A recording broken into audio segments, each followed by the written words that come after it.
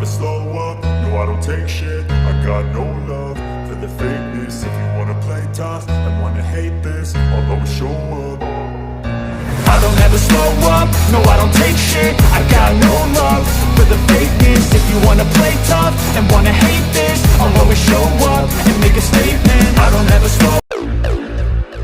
The past is gone. Now's the future.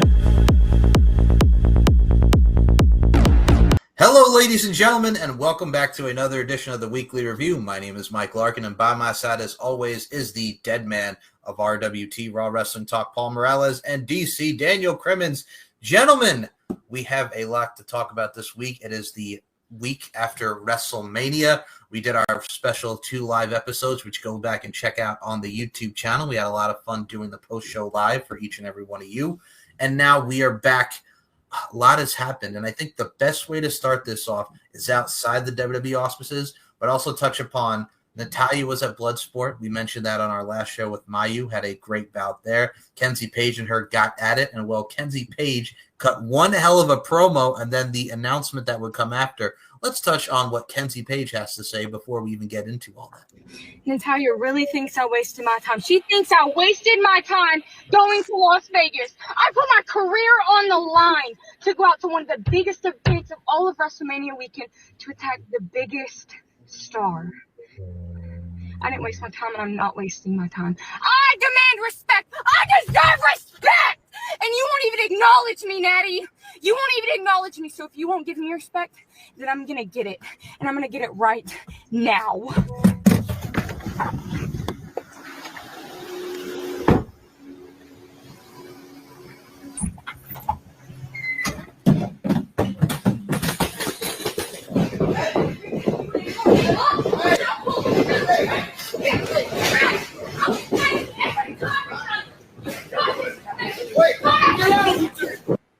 This woman legit rolled up on Natalya, and then we get the announcement from Billy Corgan, and we got the Crockett Cup coming up 2025. Here's the announcement. Whoa, whoa, whoa, whoa! Right into the ring, the fight continues. I don't think anyone expected that. I couldn't get a good look. Who was it? Was that Kenzie Page? It was. So, as we now know, NWA President William Patrick Corgan has made the call after months of speculation following the announcement that WWE superstar Natalya would be in action at NWA's Crockett Cup 2025. Tensions have reached a boiling point, and we will put the graphic here. The confrontation at GCW Bloodsport, along with leaked videos showing NWA World Women's Champion Kenzie Page attacking students at Natalya's dungeon, have all led to William Patrick Corgan making one major decision. A world title match for the Burke will take place at Crockett Cup 2025, live from the historic 2300 Arena in Philadelphia, the old ECW Arena. Get your tickets now at NWALiveEvents.com. So we now have Natty and Kenzie Page for the NWA World Women's Champion, a WWE superstar going for the NWA World Women's Championship. I am here for it. I am fucking excited. I am so fucking happy. Tell me that you had that on your bingo card this year. No, a lot of our stuff on our bingo card has not measured up to what we've gotten these last few days. Man, I have to admit, dude, you have to look at what Triple H has done. And, well, we won't even just say Triple H. We will say Nick Khan has basically bonded with so many other promotions outside of WWE. They've grown outside of the bubble that Vince originally had for them. Now, TNA, Noah, they have the acquisition of AAA, which we mentioned on our live, which you could find in the link down below. Cheap Pop number one. Cheap Pop number one. And of course, we see this. We see them going to GCW. We see Natty at Bloodsport, and we see a Clint Dempsey at freaking there too. But Natty is everywhere. She just recently signed on at Busted Open. Now she's going to be doing there. She was going to be there once a week to do a show with I think Bully and Mark Henry, I believe, if I'm not mistaken. If I am, man, you could check on Busted Open to find out where what days that she'll be on. But to see this relationship with the NWA and allowing Natty to go over there to get in the ring with Kenzie Page, dude, I am fucking here for it. Dan, go ahead before, and then I'll take the reins.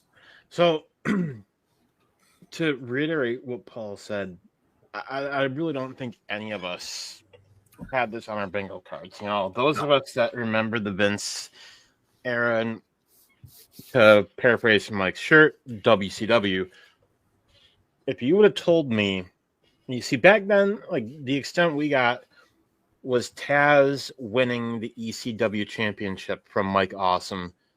And that was more of a favor because, well, let's be real here, Mike Awesome stole the title and took it to WCW. Yeah, it was an ECW house show, too, that they did that on. Wow. Exactly. And, you know, furthermore, we also, for the first time ever, we had Joseph Hendry, the world champion of another company, competing at WrestleMania, not SummerSlam, not Rumble, not Backlash, not any other pay-per-view. WrestleMania, their Super Bowl. Randy Orton is the one who pitched that, which kudos to Randy Orton for that. They literally gave Randy Orton the choice of anybody who didn't have a match. Mm-hmm. Initially, they turned him down. They didn't want, you know, and he said, no, I want Joe Hendry. And I think by the crowd reaction, they realized they're like, okay. And again, we mentioned this on the live, but it bears repeating. Y'all got to stop. Which you can find right down there. Cheap point number 2. You got to stop bitching about the fact that it was 3 minutes. They really got to stop. Like, the man got a nice little spotlight at WrestleMania, much like to equate it with this. Like Kenzie Page, who, for those who are not familiar with NWA, can see now Natalya, a veteran that she is, go against this young go-hard Kenzie Page, who's a tremendous wrestler. She's a great promo, like we saw in this video, and it just adds another layer. Go ahead. Let's be real. Most of these people bitching about Joe Hendry's time in the ring, yeah, most of these fucking people couldn't go 3 minutes to save their damn lives. Hey, there you go. Thank you. Thank you. Thank you. I said what I said, and I don't apologize. You couldn't even go 3 minutes in the bedroom, fucking let alone 3 minutes in the ring. What? Yeah, I went there. Wait a minute. Did we some just of y'all hear are like, ourselves some say of y'all are like 15, 3 30 minutes? second, man. Yup. But that's the thing, too, man. I think it's such a great relationship to see Natty and Kenzie Page. It's going to be a hell of a match. We got the Crockett Cup cutting up. Like you mentioned, Charlie Dempsey was at Bloodsport Charlie as well. Dempsey. That's a Clint Dempsey. Good Lord. Dempsey. That's okay. Charlie Dempsey. William Regal. Yeah, like there's so many. Lil Regal. He's Lil Regal. Lil Regal. Okay. Little Will Regal. Lil Regal. Tavian Heights was there as well. Like Tavian Heights. That was the other guy. Yeah. Shayna? Yes, Shayna was there as well, molly-whopping people. That's the thing, man. We have so many. Karrion Cross, we'll get to him, but yeah, there's Kevin Kieser.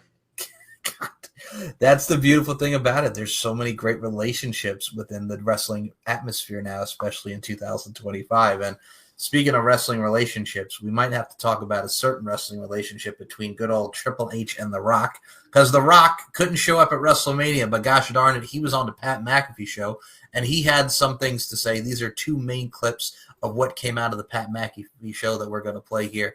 This is The Rock saying that ticket sales were low for the Elimination Chamber, so he came up with this segment for Cody to sell his soul. Sales are a little slow, but beyond that, he goes, what we are finding is with Elimination Chamber, it's become the pay-per-view that's been interesting. Fans have had fun, but it's also the conduit to WrestleMania. And how do we create a Elimination Chamber that people must tune in to see? How do we create that? And he goes, right now, we don't have that. And he said, will the final boss show up? I said, well, let me give it some thought and let me get back to you. So I gave it some thought. I got back to Ari. I got back to Triple H and Nick. We had a call. And I said, I have an idea. What's most important to the final boss? The most important thing to the final boss isn't titles. It's not money. It's not fame. Been there, done that, and grateful for that. Final boss wants your soul. And what does that mean? What that means, that doesn't mean, hey, the final boss wants you to act like this, be like this at his beck and call and treat you like crap and make you do all these things that are unbecoming or embarrassing. That's not what the final boss wants. That's not how the final boss flies. No. What that means is whatever you could think of in your head. So Cody Rhodes, whatever dreams you have, whatever ambitions you have, even if they're dark, even if they're amazing and they're full of light, even if they're scary, whatever those are, tell the final boss he's going to make it all happen. You wave that magic wand, he'll make it all happen. So when it comes to giving me your soul, giving the final boss your soul, that is what you want, not what the final boss wants. And so what does the final boss get out of that? I get your soul for life.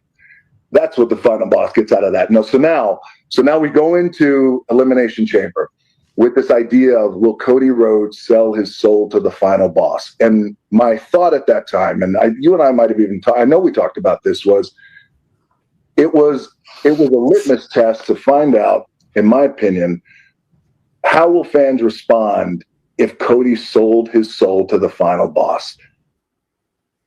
And that was one of the integral parts of the Pat McAfee show. Now we will move on to the second portion of what The Rock had to say on the Pat McAfee show. And this talks about the final boss work here is done. I don't think we will see The Rock till SummerSlam, as this post states. And then we'll get into our rants about The Rock and not showing up for WrestleMania. So here is another clip from the Pat McAfee show.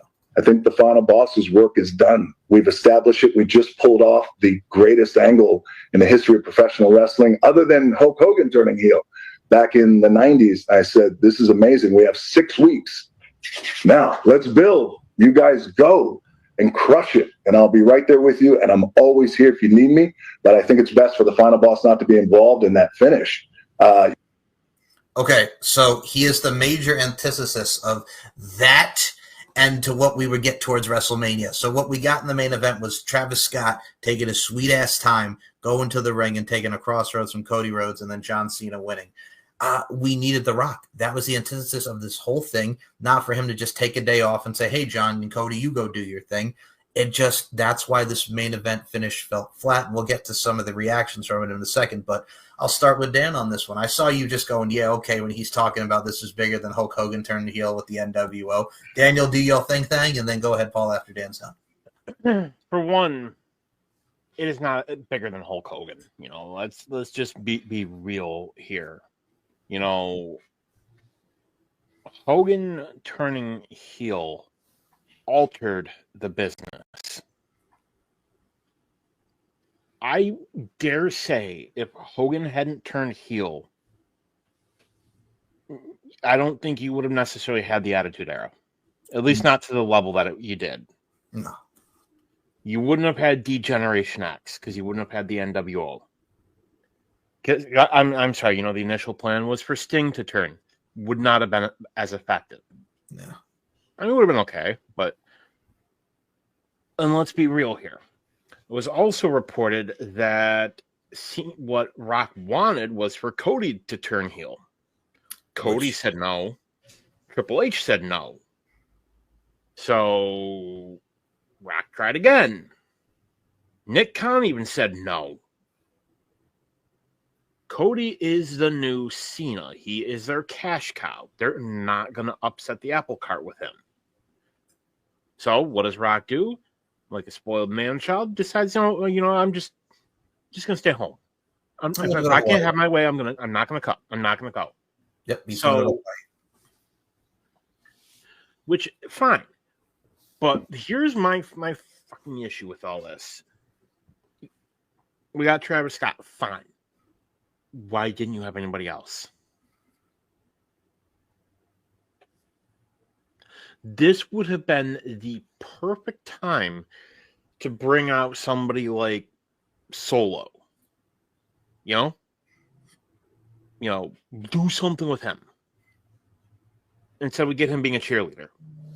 For Jacob Fatu, which plants the seeds on that. But so that, I think, is the biggest thing. Like, and to say, oh, this is why people tune into the Elimination Chamber. Oh, fuck, it wasn't. mean, People tuned in because they wanted to see the Elimination Chamber match, because that match is special, because you don't see it often. People tuned in because they wanted to see, is Cena gonna be able to do it? Is Cena gonna be able to go to WrestleMania, or is he gonna fall flat again? That's what people wanted. But to say that you are gonna spend $200, $300 or more, depending on where you wanted to go in the Rogers Center, believe me, I know. I looked up tickets, because that arena is maybe about 2.5 hours, maybe 3 from me. To say that is the only reason is dumb. It's, as a certain superstar would say, stupid. So realistically, Dwayne, respectfully, you are wrong. That was not the only reason. And do people have a right to be peeved? Yeah. Do I think Rock did this to be spiteful because he didn't get his way? Yes. Also, yeah. I think Rock's a whiny bitch. You have to look Go back at to making shitty Hollywood movies. Especially San Andreas said what? Red One says what? Doom. Look, his last Mummy year, Returns says what? that one too says what? Yeah. Scorpion King. Look, at the end of the day, The Rock didn't get his way. As much as he likes to paraphrase everything, kind of work his way around oh well, I things like this, I don't have to come in there, I don't have to do this. Dave LaGreca said it best. His rant was perfect, because that's exactly what I'm sure hundreds of thousands of people that went to WrestleMania knew exactly what to say, how they felt, and so on and so forth. But at the end of the day, The Rock not showing up and Travis Scott taking his sweet ass time to come down to the ring was pointless. If John was already going to win, if there was some sort of receipt that he was supposed to get back on Travis, that wasn't it. That was just, hey, you know what? Take this little whatever, with Cody, take the Crossroads and that'll be it. You're done. That was the receipt, though. Don't you guys understand? No, it's not the receipt. But that wasn't a fucking receipt. He barely he looked like he took it. He took the damn Crossroads, and it was like he laid there like a fucking fish out of like a fucking dead weight. Right. And then they're over there fucking dragging him out of the ring. Like, dude, help yourself fucking out of the damn ring. Something. There was no fucking practice whatsoever. No, nothing. And it sucks because we as fans expected fucking more. It's WrestleMania. Are we going to get what happened at WrestleMania 40? No. Did we expect it to fucking happen? No. But it would have been nice to at least have something to say, hey, look, the final boss came in. He took fucking John Cena, obviously chose to sell his soul to The Rock. Why were you not there? You are over here trying to say, oh, well, I don't need to be there. Motherfucker, yes, you do. I honestly started this bullshit. You needed to fucking be there. Now play fucking Dave LaGreca. Oh, I will. I mean, I don't mean to cut you off, but I honestly think, to go on to your point, it's the fact that even if they could have waited to have the heel turn to WrestleMania, John Cena sells his soul at WrestleMania. They could have even waited a month later. But I mean, we got what we got. But The Rock not being involved was just wrong. I think there's a power thing with him and Triple H, because he got pissed, like we mentioned, that Cody didn't turn heel. And I'm like, you have the antithesis of the white meat baby face like John Cena was a mere 10 plus years ago. You can't fuck that up. And Cody's one of the most beloved superstars right now. But The Rock is going to be The Rock. He's going to be Dwayne. And speaking of Dwayne, it's that promo that when Triple H came out in the middle of the ring on SmackDown, he had all this to one side, Adam Pearce to the other, and he said, know your role. Shut your mouth. Shut your mouth. Essentially, at the end of the day, I'm the one that calls all these shots. You're not here. which is essentially the truth. You want to fucking be here, then be here. Be involved. You want to be on the board, then just go fucking be on the board. Don't fucking come in here and trying to act like, hey, I'm going to do this, I'm going to do that. We tried that bullshit before, and look at what happened. Right? And that's the thing. That rubbed The Rock the wrong way, and he's been holding that grudge for a year, and here we are. And speaking of here we are, Dwayne, we'll read this first before I play the rant. So he had responded to Dave LaGreca on Instagram, and The Rock said, "Hi, Dave. The business is a complete work, always has been, always will be. Every aspect of it, every match, every interview, please join me, Cody, Cena, Brian, and the rest of us for our creative discussion so you can expand your perspective. Until then, stop ranting. It's not healthy, my friend. Enjoy the show. P.S. Tell Bubba I have Grand Marnier. Thank you. And hush puppies for all of us." Yeah. Okay. Thanks a lot, Dwayne. And him and Brian Alvarez. Brian Alvarez is another one right now. I'm going to put the finger up because he was a Vince guy too. Fuck you, Brian. I'm going to say it. Gerwertz. I'm going to cut it. I'm just going to fucking say it. Yeah.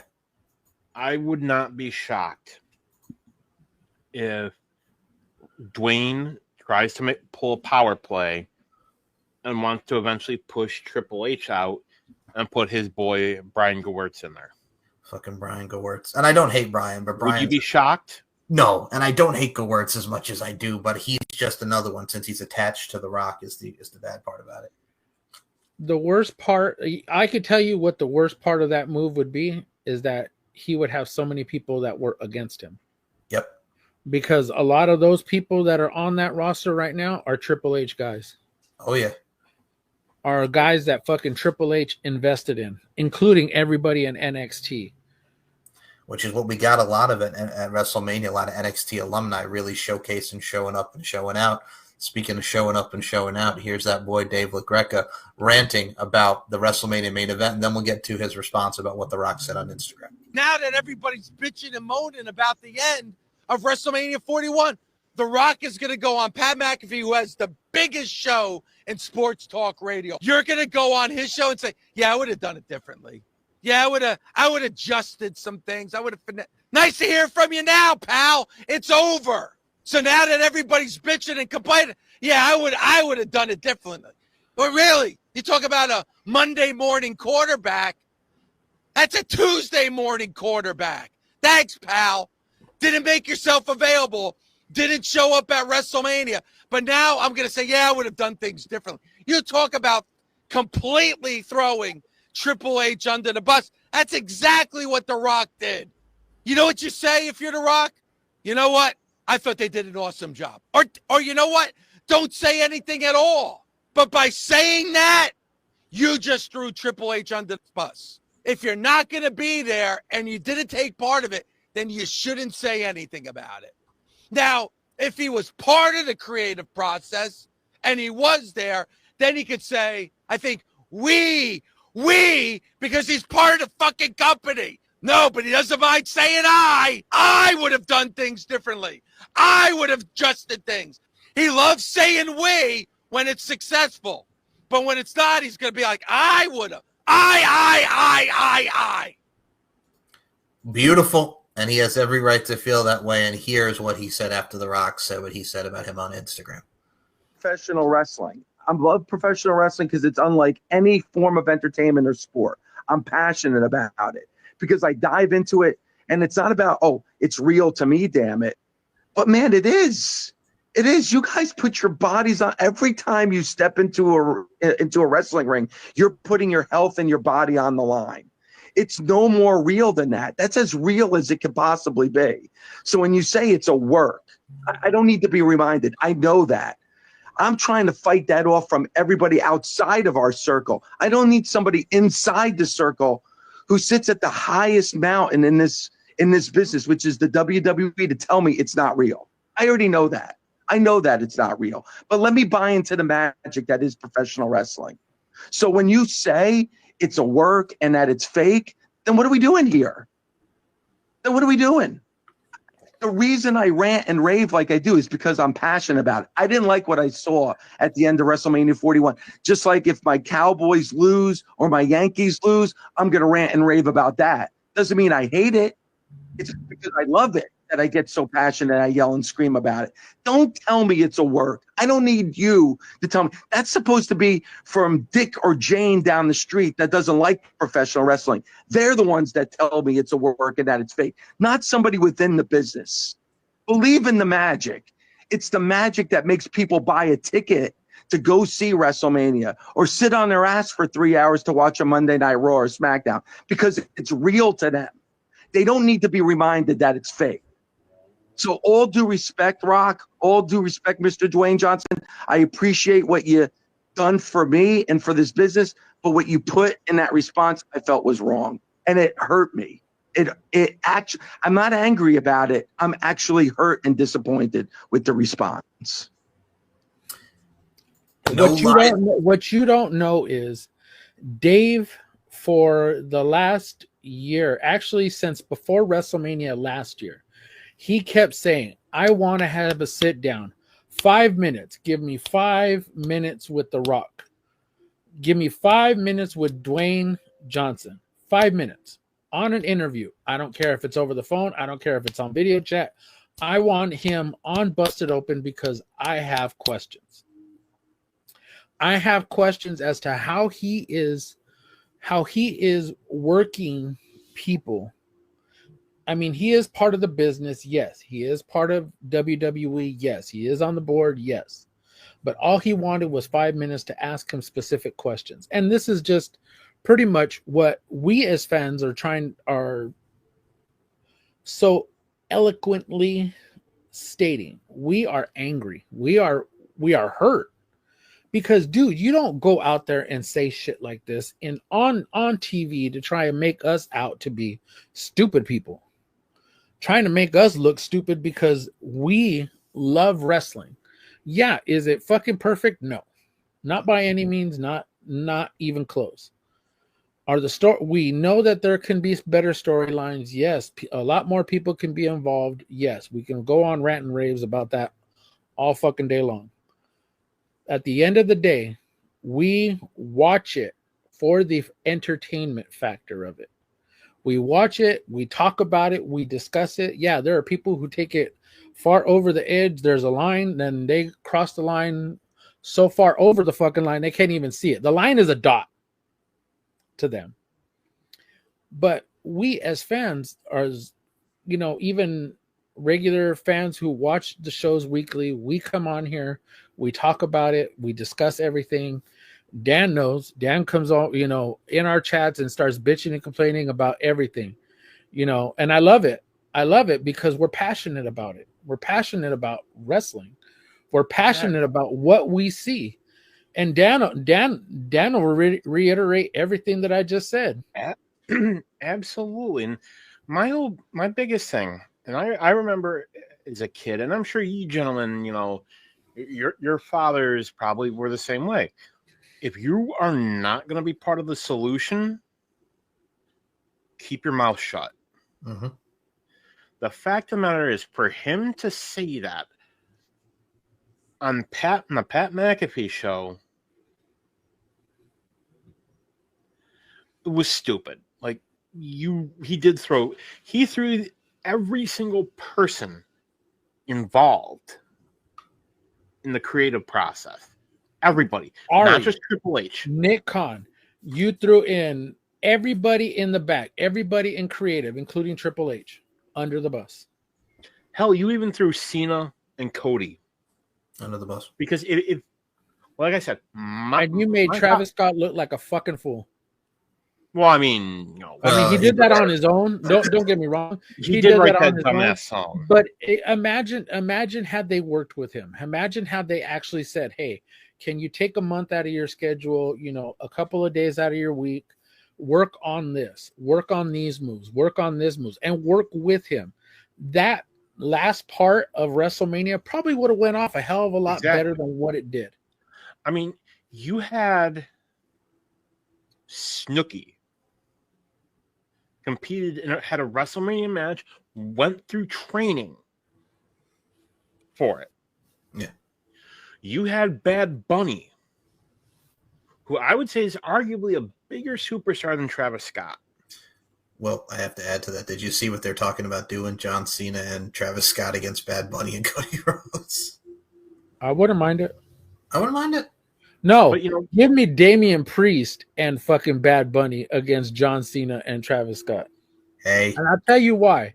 Because I think Damian Priest can go a hell of a lot better with John Cena right now. And that story would be a hell of a lot better to have two guys who were in Puerto Rico, headlined that pay-per-view down there, the Backlash down there, and it went off beautifully.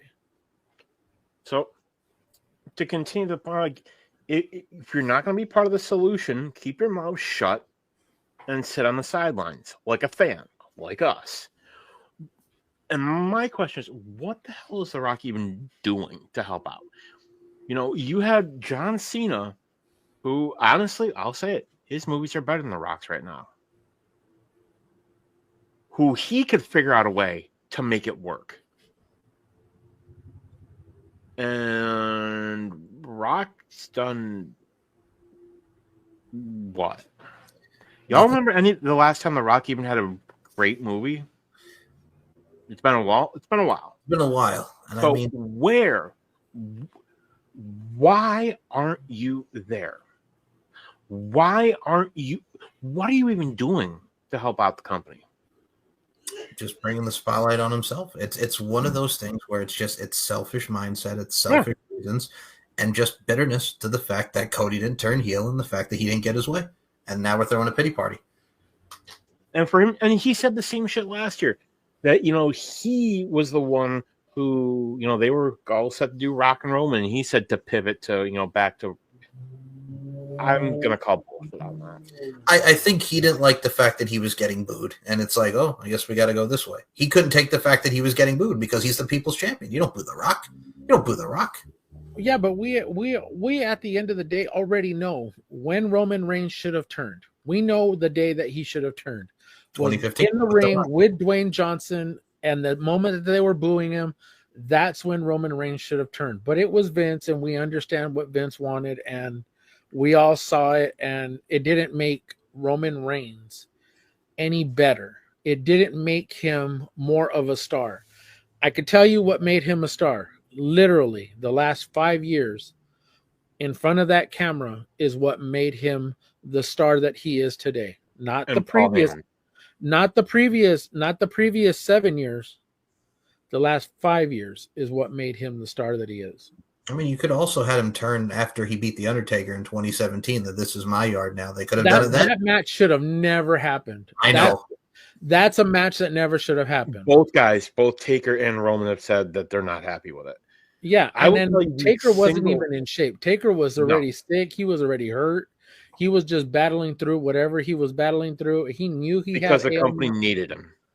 No, because Vince needed him. That was the difference. That's what I mean. Now, I will tell you that there was one specific moment.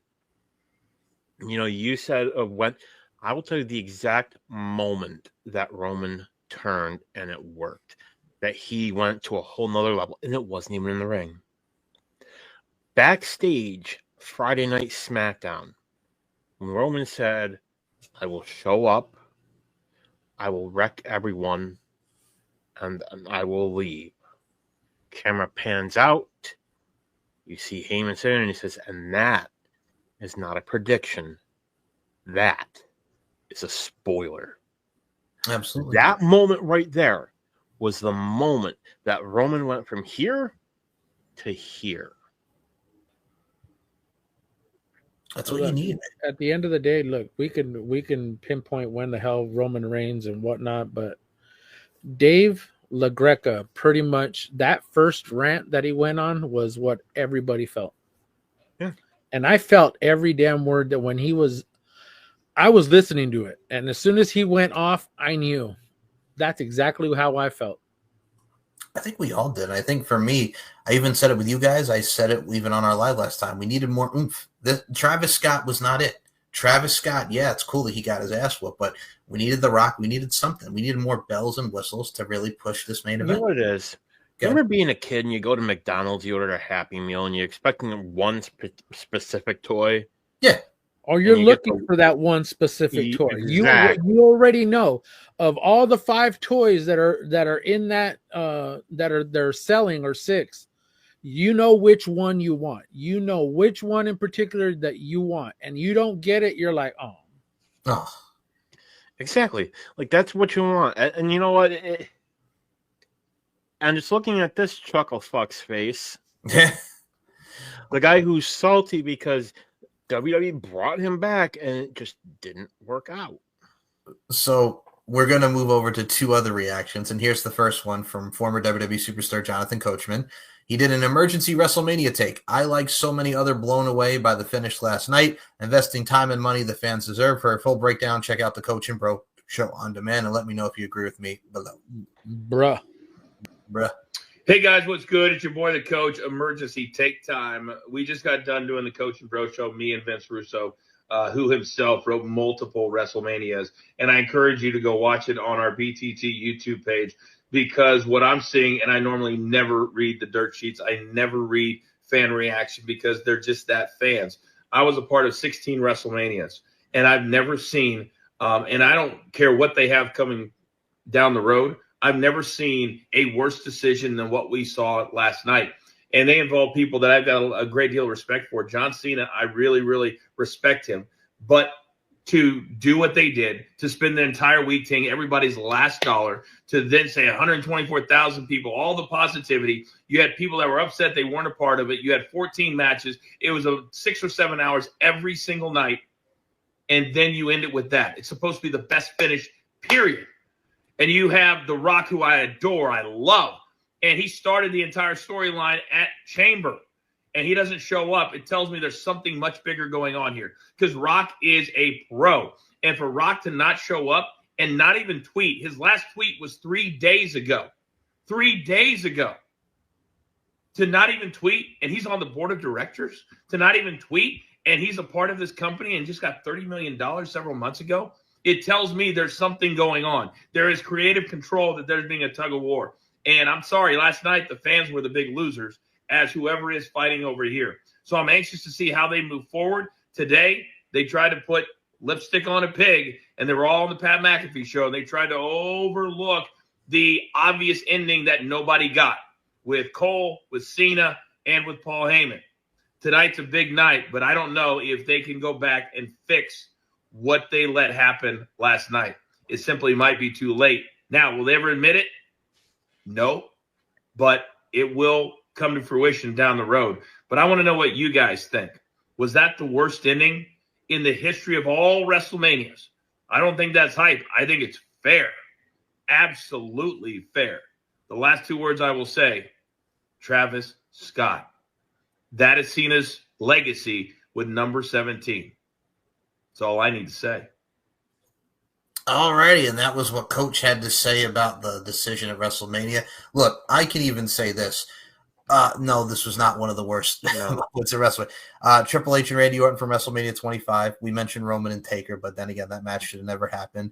I can think of way worse than what we saw there. Like, I honestly can. Hulk Hogan beating Yokozuna at the end of WrestleMania 9. I would also add to that one. Yeah. WrestleMania 35. A roll up and Ronda Rousey lifting her shoulder up at the crucifix. I mean, even when she was supposed to keep her shoulder down. But yeah, they're way worse. To go back to I mean, I agree with a lot of what Coach was saying. And I think I said it a little bit earlier when I mentioned that I think that, Rock is trying to exert control. Mm-hmm. And, you can see it. Like, it's TKO is exerting more control. I think, and I still think it was the board, it was TKO that initiated the AAA sale. It's AAA purchase. And you know what? If I'm honest, I'm calling it now. It's not going to be just AAA. It's going to be other companies. I think you're going to see TNA at some point, I would say within the next 3 or 4 years. I would not be shocked to see GCW I would not be shocked to see at least Pro Wrestling Noah. I would not be shocked if they try and make a play for New Japan. And people say, oh, well, the partnership is... I will tell you why I think it's more likely that WWE/TKO will purchase New Japan. Tony Khan, Shad Khan, Khan family got a lot of money. Yes, no one's disputing that. TKO/Endeavor as a whole have more. Right. Now, if they purchase Bushiroad, who is the parent company of New Japan, well, that's everything. The one thing I stated on our live, we don't know who came to WWE. We don't know if TKO went to AAA, or AAA if Rodan and Benya actually came to WWE and said, look, we want to be able to have a partnership with you, but at the same time, may not be able to, or they want to broaden, they want to expand. Mm-hmm. I mean, even in Mexico, and if I'm saying we don't know who came to who, we don't know who initiated these talks. We may get it somewhere down the road, but right now, the only thing we could focus on is that AAA is being bought by WWE. The only other thing I could think of, the only other company that I can think of in Europe would be Progress, of what WWE would buy. You know, because Progress is still running their shows in England. And that's just kind of a thought. TNA seems more of a realistic within the next couple of years. I'm not quite sure how long Anthem will want to hold on to the company, because they've already let go a lot of people. So I don't know where they're going to go, but I do agree with you, Dan, that eventually at some point in time, they're going to start expanding into other countries. And whether it's not necessarily, hey, this is Triple H trying to, or this isn't Vince McMahon. Sorry, this isn't Vince McMahon trying to take over a bunch of territories or trying to gobble them all up. No, this is not Triple H. Oh, Paul Levesque is trying to gobble up all these things.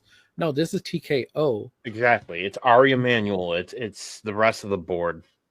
Yeah, who know what's out there, who know that they want to continue to expand the company, and they want to have more companies under their umbrella. So why not continue on AAA, continuing to do what they do in Mexico? You mentioned you have all these joint ventures that you can have with them. You mentioned Progress. There's also WXW in Germany. Yeah, there's ICW in Scotland. There's so many over there in the UK. Yeah. And then the one down in Australia, the one that Grayson Waller was Grayson Waller and Rhea had talked about and went to. So we can go down there too. There's more. It's a brave new world that we are in, and people are saying, "Oh, it's TKO's." No, it's a conquest.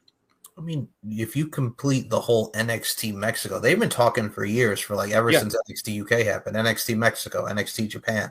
You have so many different ways of expanding more within your superstars, your roster, and giving more people work. I think it's beneficial. And I mean, like you mentioned, we've mentioned it many times, and it bears repeating. This is not the Vince McMahon era anymore. This is everybody wants to work with each other, accommodation, beneficiaries. It works perfectly with what we're trying to do with the professional wrestling market. Go ahead, Dan. I would not be shocked if TKO, maybe not a majority, but at least a partial share ownership of NWA.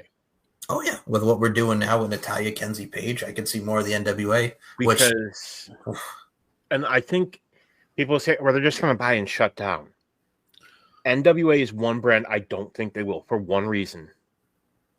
And it's not the women's title. It's the domed globe, the 10 pounds of gold. Sweet Charlotte.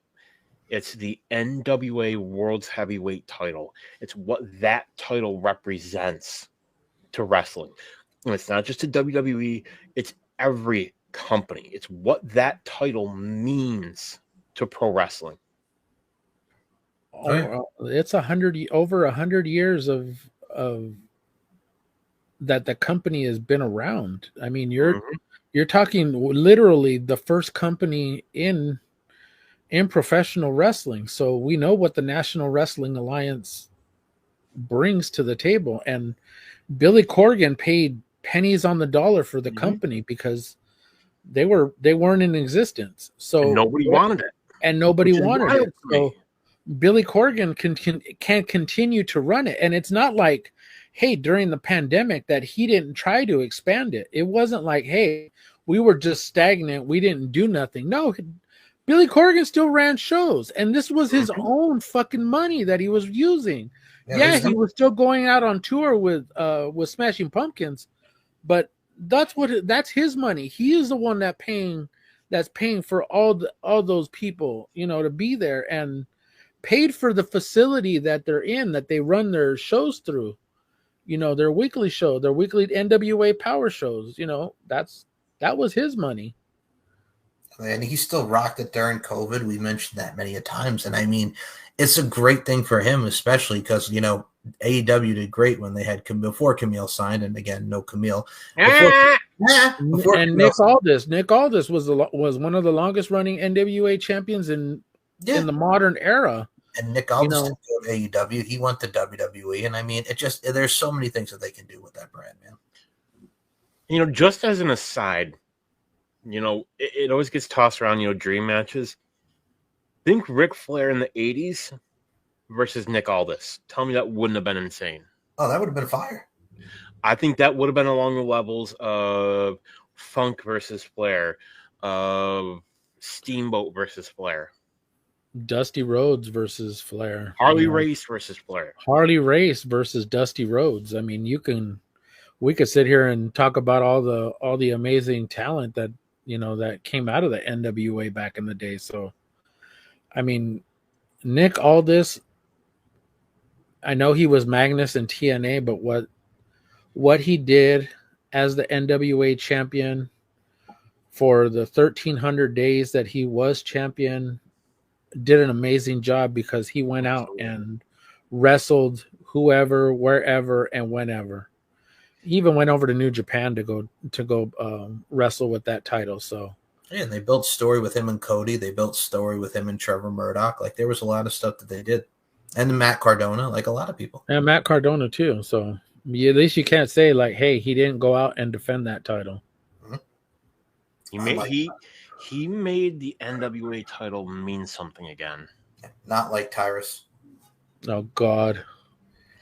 Or Mr. Control Your Narrative. Fucking name it.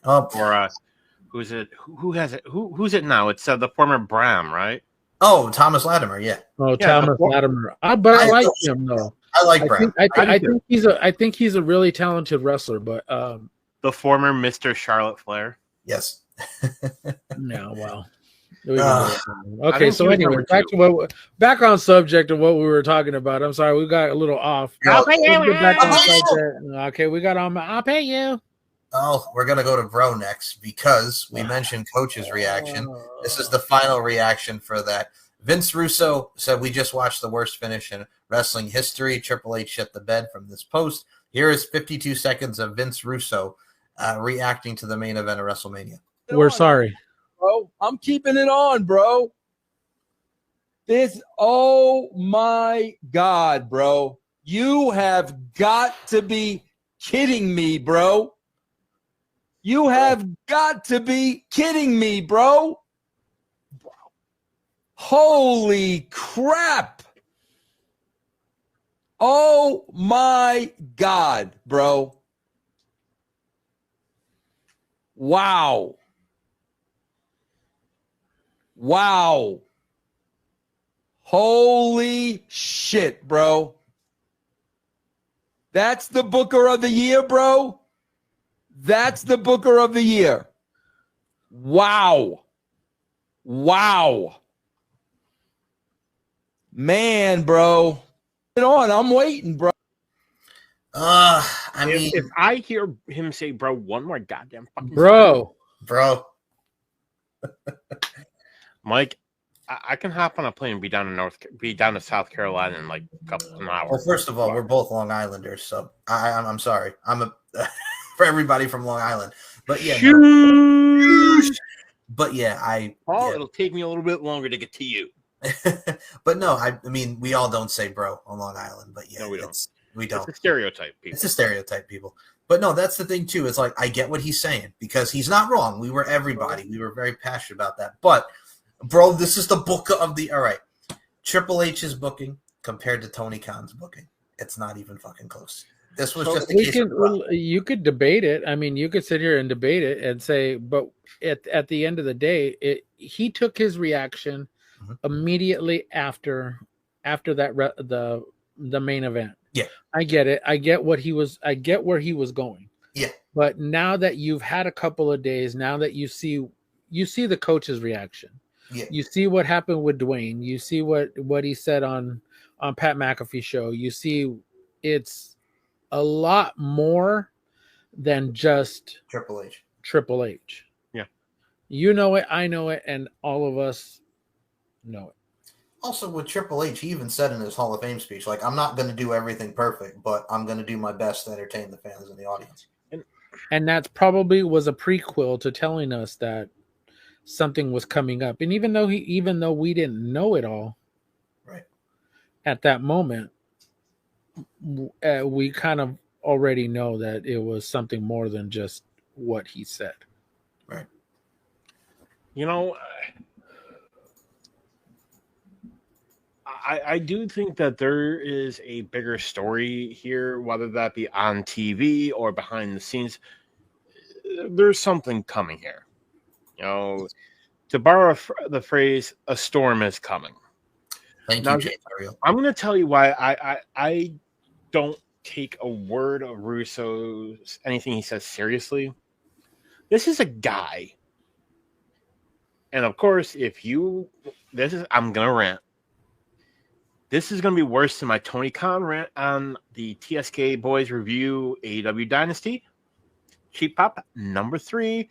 Michael put the link down below. Yes. Russo is the same fucking guy who booked WrestleMania 12, the Roddy Piper versus Goldust match, and had Goldust wearing women's lingerie. Yes. This is the same fucking guy that booked himself to be WCW World Heavyweight Champion. And the Nassau Coliseum against Booker T. This is the guy who booked some of the absolute worst dog shit. I'm pretty sure, didn't he book Mae Young's hand? Wasn't that him too, or did he left? No, he was gone by then. But you know, he would have booked that shit too. Now, that's some good shit. That's such good shit. You want to know why Russo, has not gotten a job anywhere else? And I say, well, he had all these great ideas, and he didn't have the filter. He had Vince McMahon. Yes. To bounce ideas off of. How many of his ideas didn't get through? Everything that he did in WCW. Yeah. Well, look at when he went back in 2002 for the day. Like, they were talking about, he was so out of touch with the product. He wanted to do Triple H versus Jericho for the title, which they just did at WrestleMania 18 that year. So he was way out of touch with what the product was. And apparently him and Stephanie McMahon didn't get along. He's the guy who, the popular Simpsons meme of Grandpa Simpson, old man yells at cloud? Yes. Mm-hmm. That's Vince Russo. True that. I don't take a word he says seriously. Like, anybody who would book themselves to win the world title, I'm talking to you, Kevin Nash. I'm talking to you, Ric Flair. I'm talking to Vince McMahon. Right. Anybody that has control over booking and would book themselves. I mean, it's one thing with Nash and Flair as they were wrestlers. Yeah. Russo had no business doing that. No. But he's like, bro, it's a prop, bro. And then I dropped it a few days later. And I'm like, but it's different. With Vince McMahon doing it and then dropping it immediately. Wasn't the finish Goldberg speared him through the cage? Yeah, apparently he got a concussion from that. That's one time where I will root for Bill Goldberg. Bill Goldberg. Goldberg. So yeah, and then Vince. But look at Vince McMahon. He actually looks like a wrestler and could beat people up. Not like Vince Russo, but then he dropped it. But it is what it is. That's what it was at the time. And I'm waiting for Tony Khan to book himself to win the AEW World Title. Well, we just came off the 1 year anniversary of the storyline that went nowhere with the Meltzer driver and whatnot.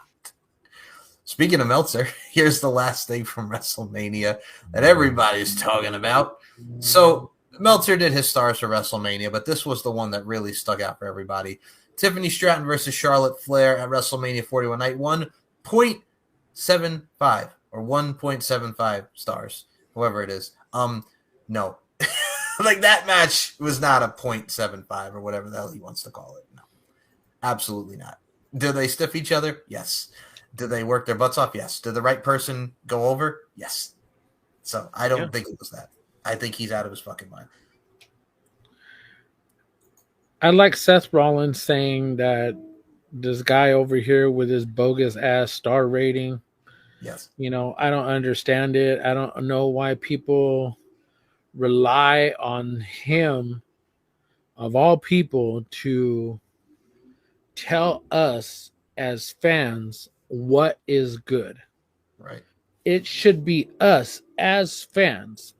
I mean, I could start a star rating right now and start, giving everything in AEW, a half a star, a quarter of a star, Negative three quarters of a star, whatever. I mean, it makes absolutely no sense why people continually look to him as if his word matters. Here we go. Is the star ratings, because they're completely arbitrary. They're not even based on real statistics. It's just one guy watching the match going, whoa, 2 stars, 3.5 stars. Like, what are you talking about? At least. Exactly. You know what? We all know that if the Tiffany Stratton Charlotte match had happened in AEW, he probably would have given it like 5 stars at the Tokyo Dome. You saw the memes.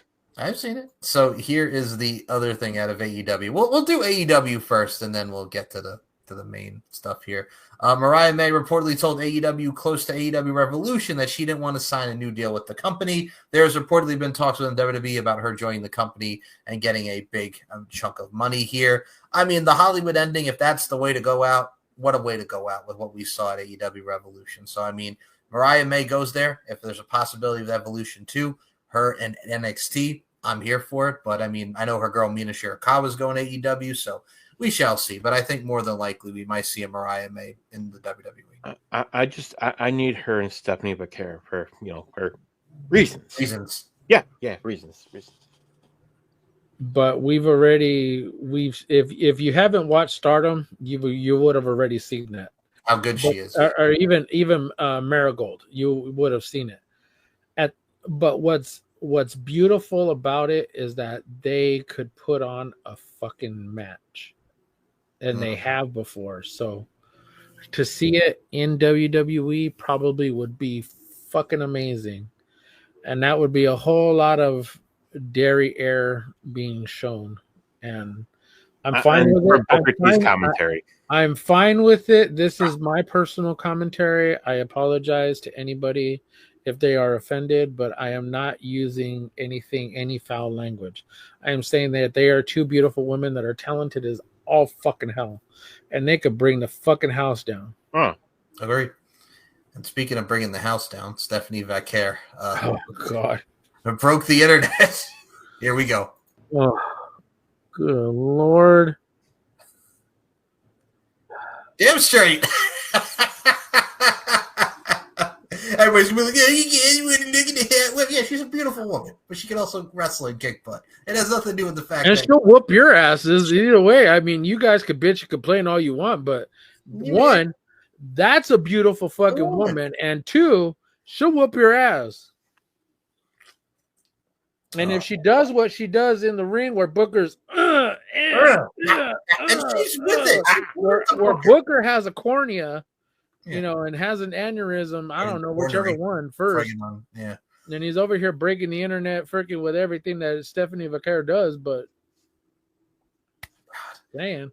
Again, when people were bitching at Booker, oh God, he's doing that again. And I'm like, Stephanie Vaquer acknowledged it when it was going against Roxanne NXT. She pointed at Booker. She legit pointed at Booker. Like, this is for you, Booker. Oh God, people. And they even referenced it. Was it at Stand and Deliver when she did it, and Booker wasn't there? Yes. No, it was Raw, and they said Monday only Night Booker Raw. was here. Only Booker was here. So we'll get. To I was that. doing it while as soon as she put freaking EO in it and she turned her over, and I started doing it. Yeah.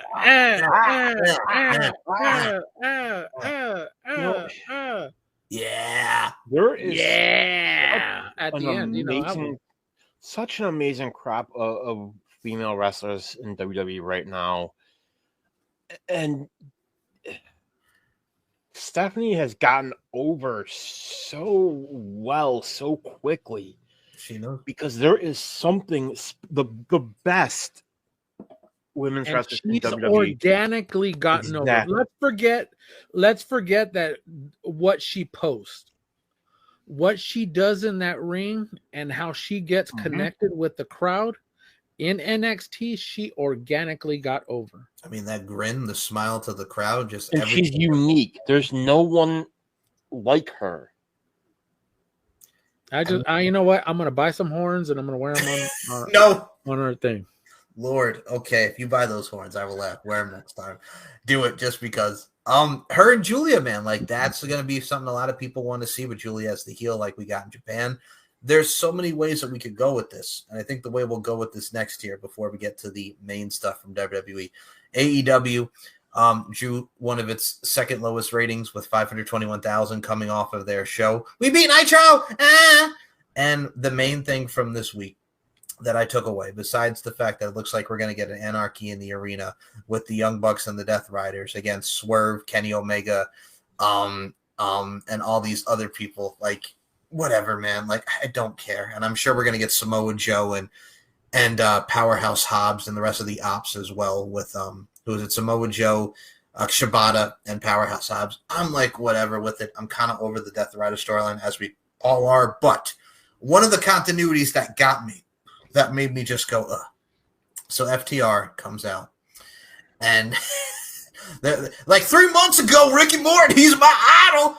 But this time they spike pile drive Ricky Morton, and they're heels now after everything that happened with Cope. And they have a new manager / new agent, Stokely Hathaway. Stokely Hathaway, we haven't seen since the Chris Statlander thing, which got dropped and whatnot, and everything with Willow, like they were going to get back together and redo that relationship. But then here's Willow Nightingale over here feuding with Marina Shafir. Megan Bayne, who lost to Toni Storm last month, we're going to creatively gloss over that and not get a rematch there. And it looks like we're going towards Toni Storm and Mercedes Moné. And just, they have no clue what the hell they're doing. Like, Stokely Hathaway with FTR makes no fucking sense. It makes no fucking sense. Like, where's he been? We don't know. And then tonight on Collision, Jeff Jarrett, all of a sudden, it's like, we're tired of Sanjay Dutt as the leader. We're here all the time. And, Sanjay Dutt. Like, first of all, you just dropped the MJF friggin' storyline with Jeff Jarrett. You know what I'm saying? Out of nowhere, because nobody cared. And now we're doing this thing where Sanjay Dutt, they're disappointed in Sanjay Dutt. And just, you have Daniel Garcia being involved, going against FTR. And it looks like they're going to do FTR against Daniel Garcia and the paragon of Adam Cole, Kyle O'Reilly, and fucking Roddy. And it's all over the fucking place. And it just makes me go nuts. But main thing is FTR and Stokely Hathaway as a manager. It makes no goddamn sense. For the sickos, Love you all for the sickos. Yeah, I'll pay you. Paul, you want to comment on the fact that Stokely Hathaway and FTR makes no fucking sense? I went on. I did the dumb thing, and I went on the internet on Wednesday. Right. I listened to Denise and Righteous Reg. Love you guys. I listened to them and what they were talking about, and and so on and so forth. Yeah. But here's my thing, and I get it why Reg gets frustrated with the way AEW doesn't follow through with their storylines. Continuity, yep. And it's the same thing that we do. We do the exact same thing. We say over and over again, people can't get invested in their storylines because it's like it's start and stop. 2, 3 weeks, 4 weeks, maybe a month and a half, and all of a sudden it's like goes away. It's like every freaking woman that ever comes into that company, it's like they're there for a little while. Right now, his shiny new toy is fucking Mercedes. Ever since she got there. Hold on, you're forgetting someone. Tony Storm. No. Josh Alexander. Yeah. And friggin' loses right away to friggin' Adam Page. They bring him in to lose in the Owen Hart Cup tournament, and he's with Don Callis. And now Roppongi Vice, Trevor Beretta, and Rocky Romero are heels in the Don Callis family. And it's like they're turning Roppongi Vice heel. I know Trent Beretta was with them originally, but now turning Rocky fucking Romero. And because of the conglomeration. And now we have Josh Alexander, who, I'm going to say this right now, he should have went to NXT. Him and Ethan Page redo the North. No, we're here. And yeah, unless they're going to set up the two Canadians now going for the international title, Kenny Omega and Josh Alexander, because why not? I'm sorry. He should have went up and sat there with Scott D'Amore and MLP. Yeah. MLPW. I'm sorry. That's just me. I think he should have went up there and been part of that. And that probably would have been a hell of a lot better than what he got over there in freaking AEW. And they're pushing Kevin Knight now because he didn't sign with WWE, and that made Tony all happy. So now we have Kevin Knight feuding with Ricochet out of nowhere. Ricochet goes from going for the international title to feud with fucking Kevin Knight. Okay. And he loses to Mark Briscoe, and he's made to look like a cuck.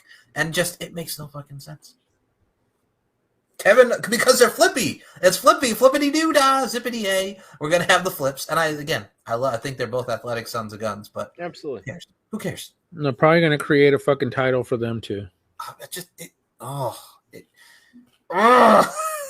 It makes no sense. You know, the women's Owen Hart Cup Classic, whatever the fuck you want to call it. Yeah. We all already know how it's gonna go. Mercedes is gonna win. Then she's gonna beat Tony Storm at All In. Ultimo Mercedes. Like it's beyond obvious. Like, and I think Will Ospreay's gonna win the Owen Hart Cup for the men, and then we're gonna get Ospreay and Moxley at All In. And everyone's gonna think Ospreay's gonna win, and Moxley's gonna win. If they hold this till fucking Wrestle Dream, and for him to make it one full year, oh god, I'm tired of it, man. Like the storylines, it's so good. It makes no fucking sense. Like, and again, the whole thing with the Elite beating up Kenny Omega, and where's Okada and all this? Because they had them beat Smiling in the back. Smiling in the back, yes. Where the fuck is Jack Perry? We still don't know. I mean, this week they beat Speedball Mike Bailey, and who the hell did they fight? Young Bucks and Speedball Mike Bailey, and whoever the hell his tag team partner was. Maybe CM Punk got rid of him. God, fuck. The Young Bucks on the TV again, and just everything. The Tony Khan angle that went nowhere. I did it for the Hangman. I did it for the Hanger, which makes no freaking sense. Like, this is what they're talking about. Oh, they restored the feeling because they had one great episode. No, WWE during 2018-19 had its moments, but the product as a whole sucked. You can have your moments, but we can admit that the product fucking sucks. And again, we say it over and over again. It's not that we hate AEW. We're frustrated because from where they were to where they are now, and these are the same people on TikTok that said what we said was bullshit. And I'm like, I told y'all, when Triple H took over in 2022 to where we are now, that's where we saw the decline in AEW because the constant mindset is, we're not Vince McMahon. We're not WWE. We're not Vince McMahon. And ever since you lost CM Punk, Cody Rhodes, and all of these people who are now being pushed on NXT, Ricky Saints and Ethan Page opened up NXT this past week, and they fucking killed it. You have Ricky Saints going against fucking Lexis King and then being in a prime position. You had Ricky Saints beat Shawn Spears for the NXT North American title. You are seeing people being influenced and being featured on this fucking show than they weren't on AEW. When WWE does the same fucking bullshit, yes, it there's no end. Like, Yeah. But yet when Tony does it, it's okay. It's okay. I mean, we ranted on the main event of WrestleMania. I mean, Becky Lynch, even if you want to go there, with her winning the Raw Women's Tag Title, then the next night she drops it to them because it's what she wanted. Yes, because Liv Morgan and Raquel, they win. And then we're going to get Becky and Lyra for the Women's Intercontinental And we know who's winning that one. Yeah.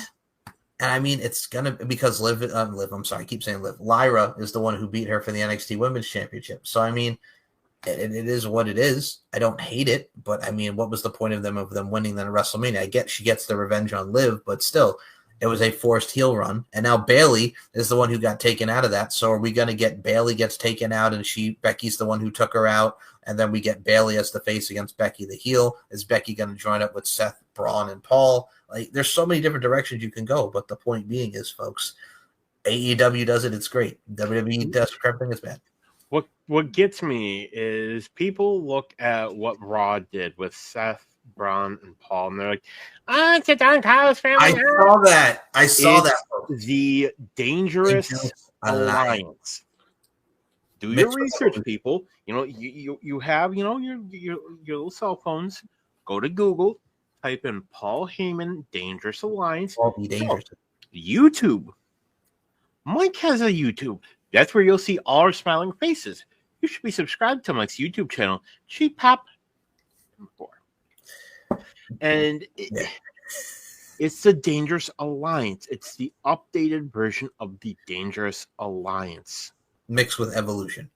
And can we get Paul Heyman the giant cell phone again? Just for oh my God. Like, if this doesn't elevate Braun Breaker, I don't know what does. And we mentioned even when him and Paul were on NXT, during the whole thing with Carmelo Hayes and all that stuff. Like, go back to that. Like, there's subtleties, intricacies, and nuances there.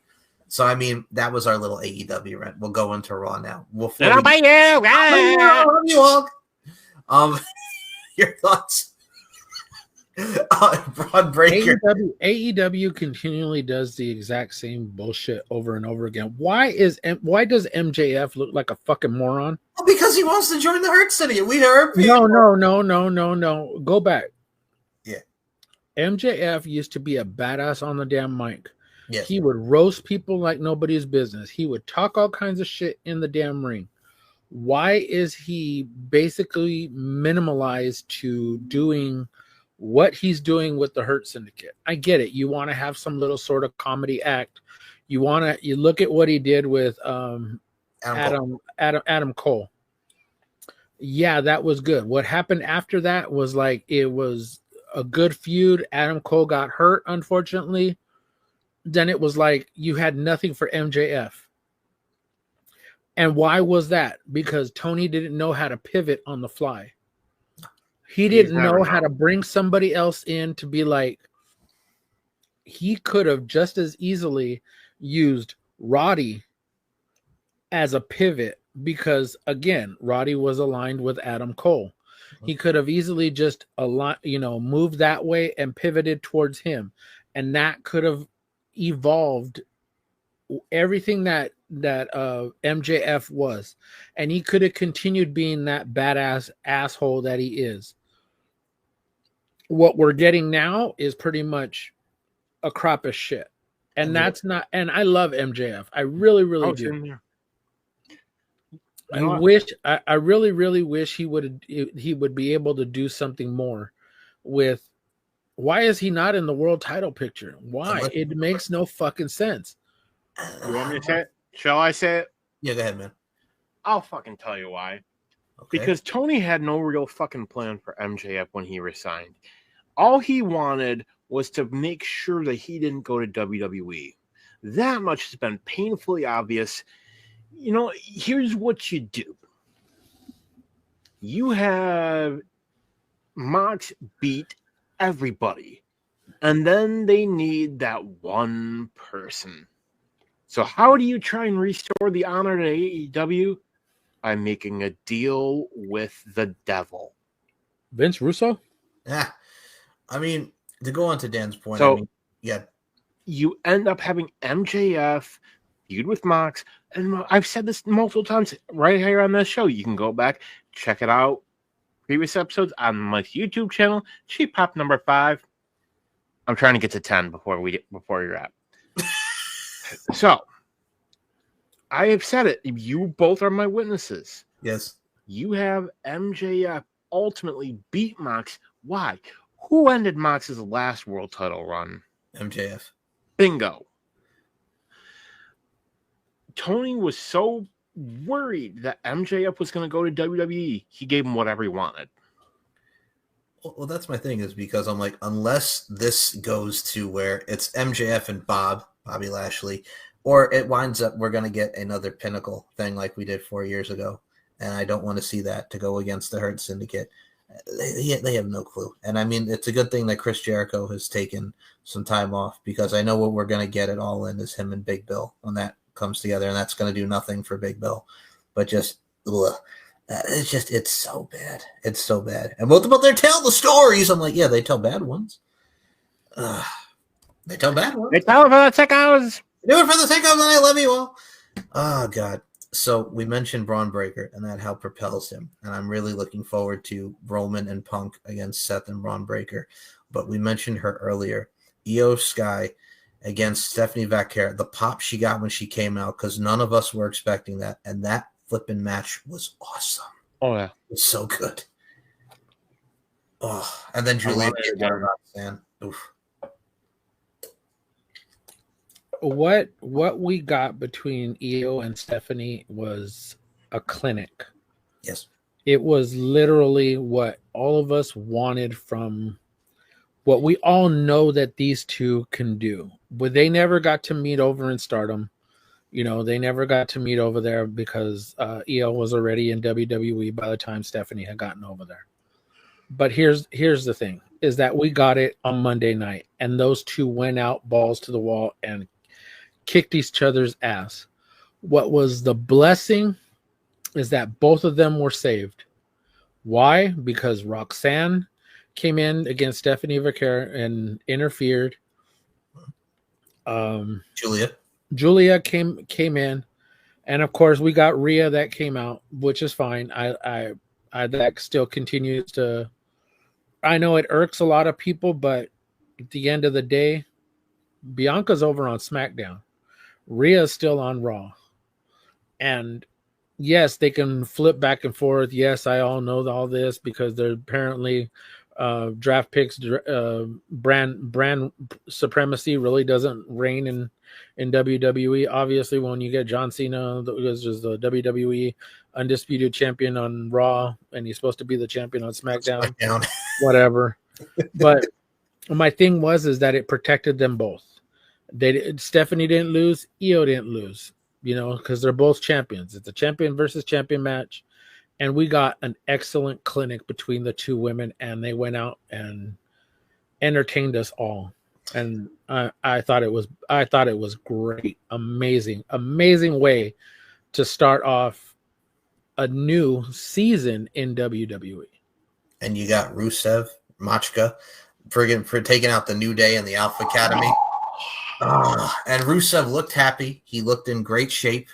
And I'm looking phenomenal shape. Yeah, I'm excited. I think he's just happy to finally be in a company that's going to appreciate him and the fact that he doesn't have to listen to Vince McMahon anymore. And I think hey, do you know what today is?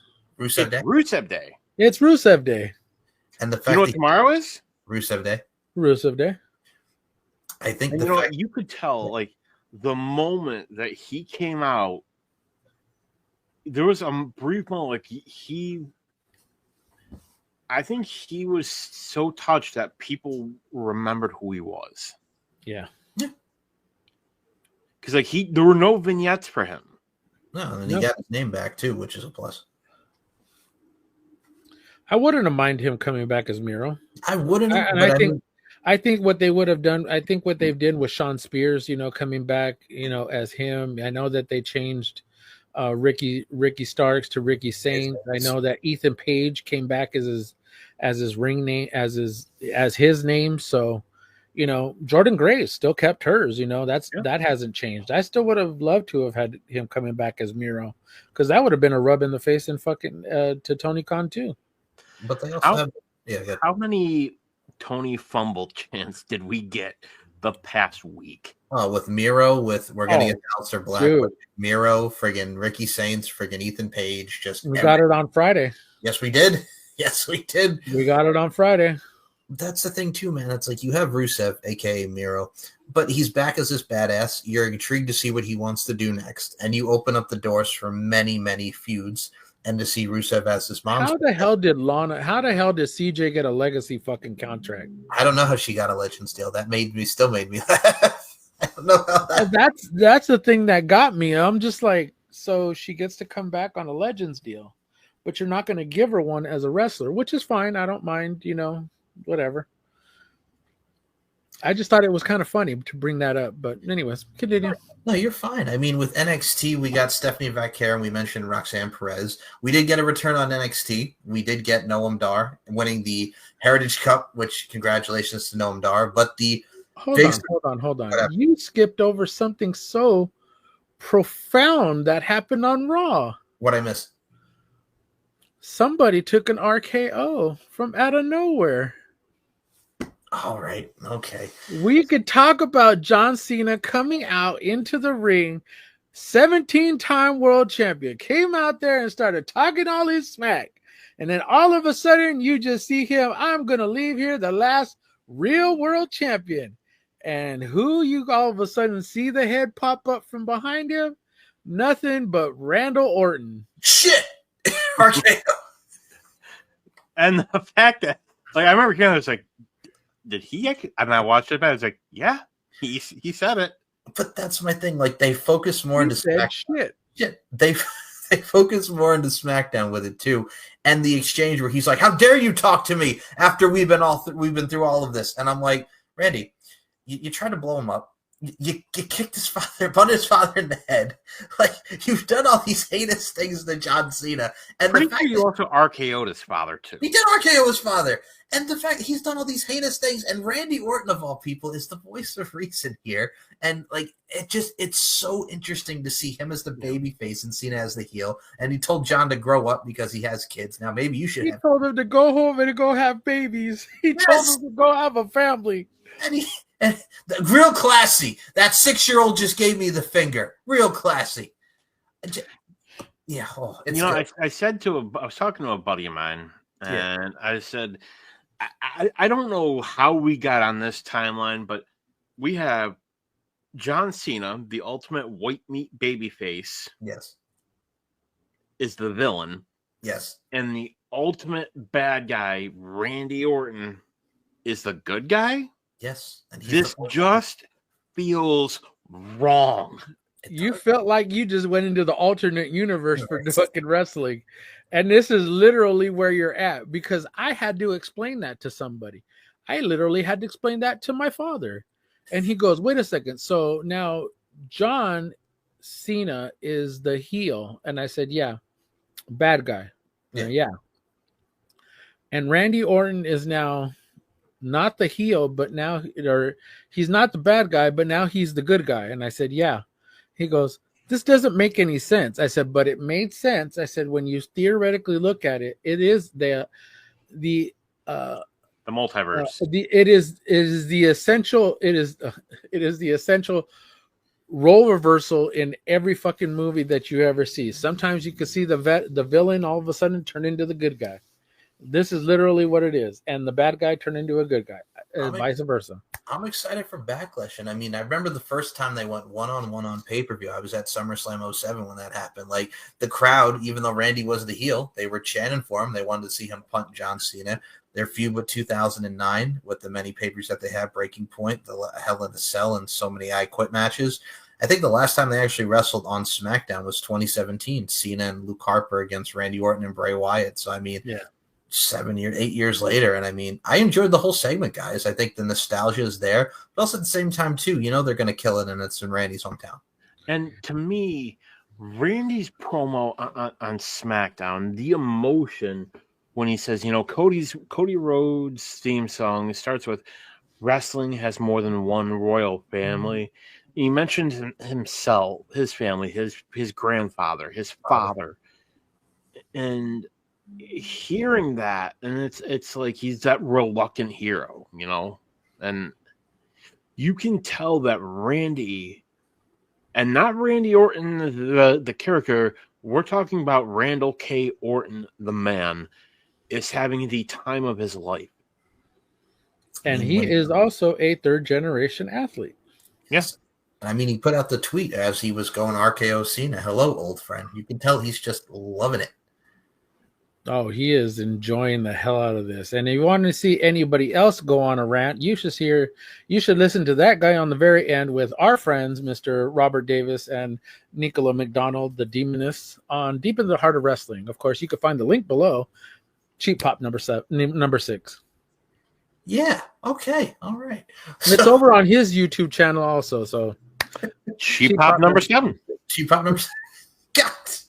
So we have the Randy Orton, John Cena stuff. I was going to group it together, you sons of guns. NXT, we mentioned Noam Dar. We mentioned the main event. We also had a return on NXT because he was at WrestleMania. He was also on NXT. Say his name, and he appears.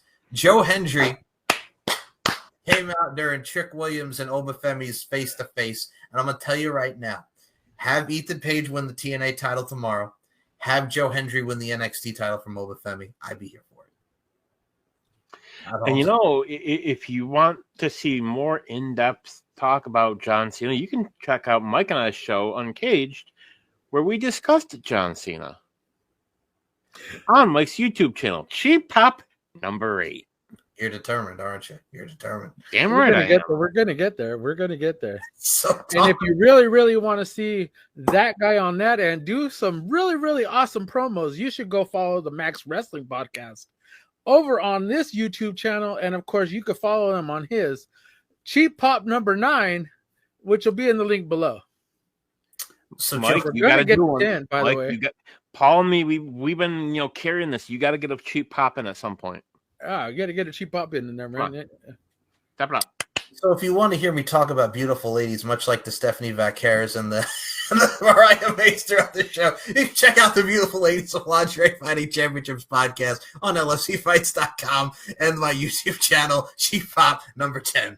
Boom. We got There it. we go. We got it. Cheap Pop number 10. And if you want to follow some other great friends of mine, kicking out at 2 podcasts, no, we're doing it. Follow on them. I don't care. You can go follow them too. You want to know why? Because they awesome as all hell. Which is Cheap Pop number 11. I know we only got 10 fingers, but hey, you know what? We're doing Cheap Pops. Hey, they are friends of ours. They are. We got to show everybody love. I will allow that. And their link will be in the description below this show as well. I'll allow it like Mills Lane on. Okay, back to wrestling. Back to Sorry, wrestling. our bad. We kind of get a little offhand. It's after midnight on their end. And it's after, it's only 9 p.m. on mine. So shut it. Shut up. So Joe Hendry made his return on NXT. Give me some Joe Hendry and Obafemi, please. Rebellion tomorrow night is going to be very, very interesting, and I hope that crowd is going to be very, very lively at USC. I'm sorry, that's going to be a very, very here in LA. Sorry, I'm not going. I'm not going. I think you need to have a rebellion. Oh no, but it's gonna be look, I would love to see Joe Hendry eventually become NXT champion. I would love for him to be a dual champion with TNA and NXT, but hey, if I don't get it, hey, I'm cool with it as long as he's a champion somewhere. He's gonna eventually get to WWE sometime this year as more of a full-time worker in WWE, but I'd love to see him in NXT. First of all, cat tax on Daniel Kerman's over there. Yes, I paid the cat tax, Michael. Well, my cat's not in here, my bad. So son of a bitch. Yeah, dang it, Mr. Jackson. Next time, Mike. Damn it, Mr. Jackson. Woo! We are for real. We are for real. So with that, Joe Hendry, and I love the TNA partnership. I agree wholeheartedly. And also, can we just put over the fact that Jeff Hardy did the Kendrick Lamar dance at the compound this week as Will-O-the-Wisp? Something I also would not have had. I would have not had on my bucket list. Jeff Hardy, I see dead people. We saw you, Jeff. No, the best one was when I forgot what show they were at, and a guy in the crowd told Jeff Hardy, "You're invited to the cookout." And Jeff Hardy turns around, he goes, "I'm invited to the cookout?" He goes, "Yeah, you're invited to the cookout." And he's all like, I'm there. It goes back to Jagged Edge at Teddy Long's wedding. That's all it is. That's all it is. That's the beautiful part of wrestling, man. Just that interaction right there. And speaking of interactions, we did have an interaction as well on SmackDown. We had a return of the one and only Aleister Black. We mentioned the Tony Fumble chance. Miz wanted to, why wasn't I on WrestleMania? But Joe Hendry was, and all these people were. Aleister Black, old entrance, old theme song, just came out and mollywopped and Black Mass kicked the Miz. Thank you. And then sat down. And then thank you. Because he didn't get Def Rebelled. We got the old Aleister Black.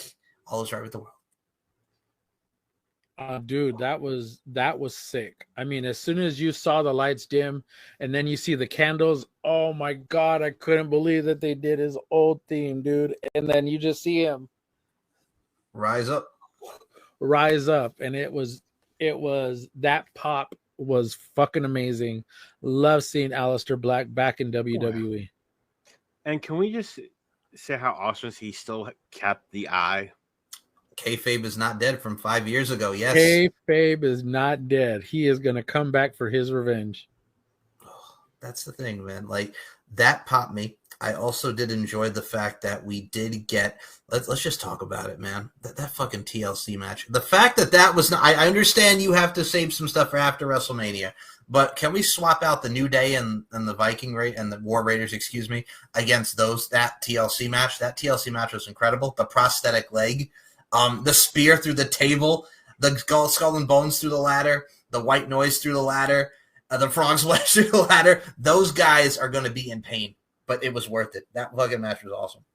Let's talk about D'Angelo Hawkins and doing that spear, looking like he was deer in the headlights, like he was just scared to do it. Yep. And when he did it, he hit him. Good job. I love it. I loved every minute of it. That TLC match, yes, should have definitely been on WrestleMania. I don't care if it was on the pre-show. I would have loved for it to be. They have to at least do one match on the pre-show. One. Instead of the 3 hours of talking. talking. Instead of a 3-hour show of them talking or whatever, do one. I don't care if you do the Battle Royals or whatever, but damn. 3 hours of talking. If you're not gonna make WrestleMania 3 nights, dude, I mean, I don't want them to make it 3 nights. God, please, for Christ's sakes, no, don't make it 3 nights. But man, that was just an amazing match that should have been on WrestleMania. Agree. Like, everybody went balls to the wall. Like, this SmackDown with that. And also, can we just get the fact that Jacob Fatu and Solo, we saw the cracks there as well. And it looks like we're getting a fatal 4-way now with Jacob Fatu, LA Knight, Drew McIntyre, and Damian Priest. Sign me up, please. Yes? Drew versus Fatu alone is money. Like I said, good. You also glossed over something that happened at NXT. Which one? We had another return. I said Noam Dar. Andre Chase. Oh, yes. We're fucking back. So Chase U is back, apparently. Baby, with the 2 guys that he's been having as his students, yes. I'm cool with that. Oh, all right. We'll talk about this too as well. A lot happened in the week, folks. Is Luca Crucifino okay? He put him out in the desert. He was out in the desert with Stacks, and then Rizzo needs to go to the safe house. And yeah, the turn's coming, man. I mean, I'm looking forward to more of this D'Angelo family squabble. And just as an aside, if you haven't seen it, go on to Instagram. Zelina Vega posted a picture that I think is really kind of touching. Yeah. Right after she came to the back with her newly won title of her being embraced by her husband. I will be putting that photo. That was one of the most beautiful moments. And then that interview that she did with Byron Saxton in the back, dude, I got emotional, dude. I mean, I know how much it meant to her.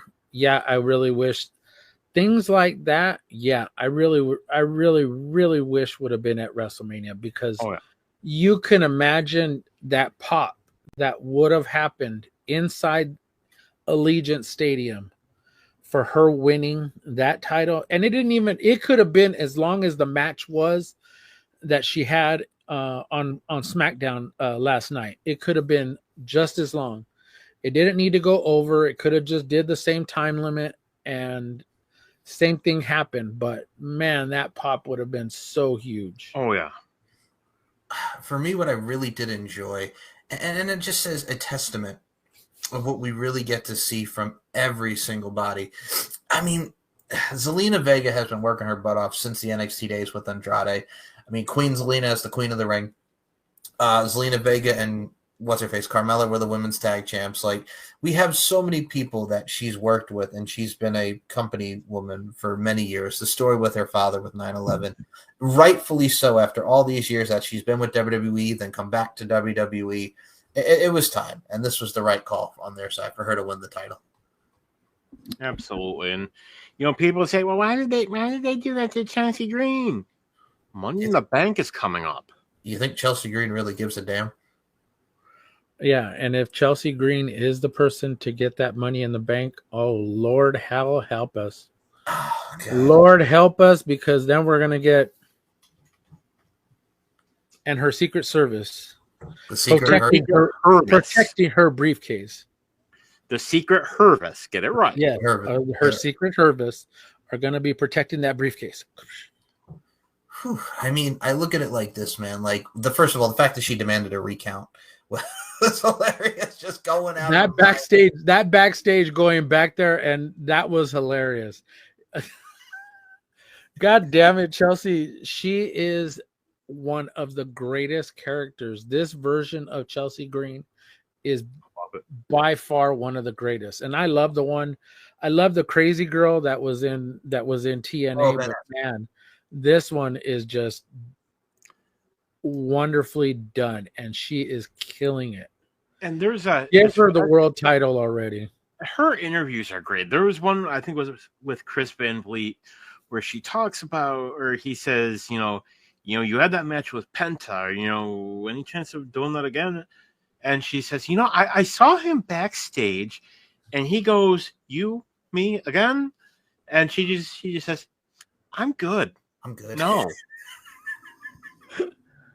It's still one of my favorites. It seems like she is such a genuine person that, you would want to just hang out with, and, she just seems like an overall cool person. I mean, she's not selfish. She gives back to the business, and she understands the business side of thing and the aspect. I mean, and she's cool with her husband buying toys. That's all you need. My wife is too. She's okay with me buying toys. Hey, very, very nice. So the last two things that we'll talk about before we close this thing out. I mean, Alexa came out via PW Insider that Alexa Bliss is reportedly set to return to TV soon and be paired with the Wyatt Six. It's also planned for her to be revealed as the leader of the faction. Yeah, I mean, when that does happen, I hope to see a lot more of what we've gotten with the Wyatt Six when they do return. It should have been sooner rather than later, but I mean, we're here. I mean, how do you not capitalize after Alexa Bliss? Nice pun. Thank you. I think also Alexa Bliss with the pop that she got at the Royal Rumble. Like, how do you not follow up on that? But I'll reiterate something that I said prior to us starting this. I think they already had stuff in motion that was in place that strictly for WrestleMania. I think they already had the idea for a lot of the bigger things that were going to happen. So could they have been involved with the tag team division? Of course they. And I think they should have. I think they could have just as easily had a triple threat match at WrestleMania. It would have been cool if the War Raiders and New Day actually had another team in there. Would have been cool to have the Wyatt, 2 members of the Wyatt Six, which got Joe Gacy and Dexter Loomis and Dexter Loomis would have been perfect for the match. I don't know where you would have put Nikki if she would have been involved. Maybe you could have probably had her go against Lyra, or elected Nikki yeah. And I'm just saying, like those are the things that could have happened. But I think that there were things already in place that were happening. Plus, there were a couple of injuries. I think Dexter Loomis has an injury, so that he's recovering from. So there are a lot of things that probably could have, would have, and should have happened. But we got what we got, and hopefully, when they do debut Alexa, that we do get more of this Wyatt Six, faction show. And we also got Bianca Belair with her fingers, man. Tore up fingers from the floor up, man. Like, my goodness gracious. So she'll be Rhea with a fucking black eye. Oh God. Like I said, this week was a war of attrition for everybody. And I mean, Tiffany Stratton. Yeah, we're going back. All right, we'll mention it. We're going back to Paul's girl, now our girl Nia. We're going back to Tiffany and we're going back to Tiffany and Nia, and we also have and Naomi. I'm her poppy. Yes. So Tiffany, Nia. Bathwater what? Amir and his bathwater. So we're going back to Doctor Amir Costello. Rodney Slabovich. Let's get it right. So we have Tiffany, we have Nia, we have Naomi, we have Jade. I'm down for it. I like the fact that we're continuing on with it. And now we're getting, first of all, I popped when Jade came out and she said, cut it to Tiffany, because it went back to Tony, cut the shit. Like I said, the whole, what we got on SmackDown really further what we should have got at WrestleMania. But I will say this, what we do got, unfortunately, was sad news this past week, as we saw the passing of Steve Mongo McMichael at the age of 67 due to complications from ALS. Someone who's going to be truly missed then, really pivotal part of the Four Horsemen. Like, Steve Mongo McMichael, what an athlete in both the football and the professional wrestling world, man. Also made an appearance at WrestleMania 11. Yes, that's right. With Lawrence Taylor. Okay. Yep. Yeah, he did. And to know that he won the United States title in WCW, to know that he was just a genuine person, like he was just an all-around genuine loving guy. You mean his teammates from the Chicago Bears will tell you till they're blue in the face, he's dude has a Super Bowl championship ring with the 85 Bears. So the fact that he unfortunately succumbed to this debilitating disease that took so many, including the likes of Lou Gehrig, way back in the day. It's amazing that he had so many wonderful friends to be around him at shortly before his passing. And I don't know, did he get a Hall of Fame ring? Yes, part of the Four Horsemen? Not for the Four Horsemen, because that iteration that went in was just Arn, Rick, Tully, and Barry Windham. Barry Windham, yeah. Now, what he did get was an NFL Hall of Fame ring. Yeah, he did. He did get into the Hall of Fame. And that was just a couple of years ago, right? Or just because they presented, because I remember that his wife unveiled the bust. I know he was surrounded by a lot of his former Chicago teammates. Yeah, I remember that. Okay, yes. And the Nature Boy, who, knowing how close they were, and what's really touching, if you go on to X, Twitter, whatever the fuck you want to call it, Deborah posted some really touching tributes to him and said that, he was a genuine human being, a genuine good man. And she said that, there's a part of her that will always love him. But she loves Ric Flair. No, I'm just joking. It's very, in this life, it's rare to see a professional athlete, be it baseball, wrestling, whatever. It's rare to see someone universally loved. Yeah. So, especially in wrestling, you see someone who may be loved by a lot of people, but there's always a couple people who think, "Oh, that guy was a dick." Hulk Hogan. Fuck the Hulk Hogan. No, but I mean, just reading what she wrote, a lot of the posts that she had been posting over the pictures that she had been putting up on her Twitter, it's very touching. I mean, and you could tell the outpouring of love from wrestlers, including the one Ric Flair. We got one from Barry Windham. WWE did a touching tribute to him. Busted open in the morning, rang the 10 bells. NWA said something. I don't know if AEW said something. Yeah, AEW said something. Okay, so that was the other thing, is that this is a community of, we're all wrestling fans, but when we lose somebody, it's it hits us all. We all have memories. We all have the WCW over there, Mr. WCW over there. We all remember, the times where he was behind the mic at the commentary, and then, eventually when he ended up, in the ring too. So being part of the Four Horsemen. So, rest in paradise, no longer in pain. You're probably up there, getting in the fourth position to, sack the quarterback, whatever quarterback is up there. So you for life, man. You for life. And maybe he's got his dog back.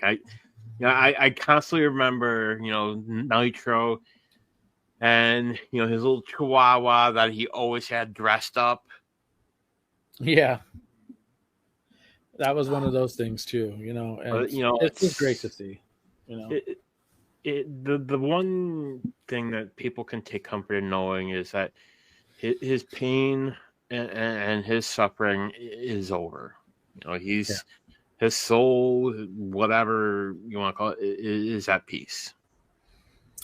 Rest in peace, Steve Mongo McMichael. You will truly be missed, and there's a lot of moments and memories that you created, and you are appreciated by the wrestling community and your peers as well. And with that being said, with that heartfelt message, we close out the weekly review, and we have a lot more to come on this fine program. So, Paul Morales, where can we follow you on the social medias, my friend? The name is right there, the Dead Man of RWT. You go inside my Twitter bio, you can find all my links. But of course, this man over there, actually way over there, will actually have my link down below to all my socials, TikTok, Blue Sky, my YouTube page, and of course my Twitter page, which is, I don't have a Pornhub, so that's all you guys. So you got rid of that?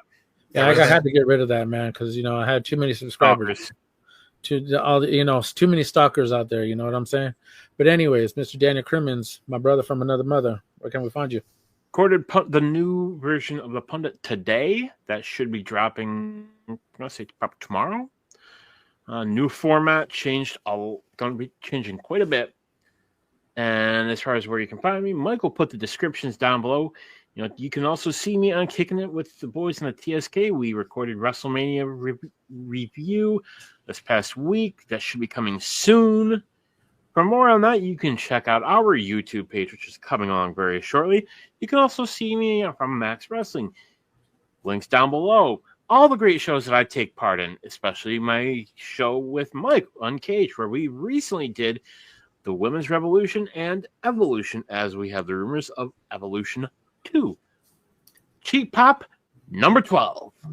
Actually number 13. That was about number like 30 by now, because we've already gave our list. But my brother from another mother on the other end, Mr. Michael Larkin, where else can we find you? Subscribe to the YouTube channel, S&M Network shows for the weekly review, Uncaged, Deep Into the Heart of Wrestling, the Steve and Mike Show, On the Mic with Mike, the LFC podcast, and so much more. You can check me out on Twitter, SM Show 1 or MCL92, Larkin_92 and MLarkinMB on the Instagram, and of course, SteveandMikeShow.com and LFCfights.com. So with that all being said, we will see you guys next time for the weekly review. If you've not checked out our past 2 lives for the WrestleMania Night 1 and Night 2, go back and watch it because it was a lot of fun. Our boy Robert Davis joined us for Night 1, and we had some fun and talked about the WrestleMania festivities. And we have more to come. Tomorrow's Rebellion. Then we have, then we got Backlash. Then we got All or Nothing, Double or Nothing. I'm friggin' like an O-Town track, All or Nothing. We have so many shows to come. That'll be the next AEW pay-per-view. Don't even put that into the universe. We have so many more to come. Or nothing at all. One or the other, I'll pay you. There's nowhere left to fall when you reach the bottom. God, please no. So with that being said, for Paul Morales, for Daniel Kerwins, my name is Mike Larkin. We'll see you in the next show. We'll pay you. And I'll pay you. And Stephanie Vaquer. Woo. I'll pay you. I don't ever slow up, no I don't take shit. I got no love for the fakeness. If you wanna play tough and wanna hate this, I'll always show up.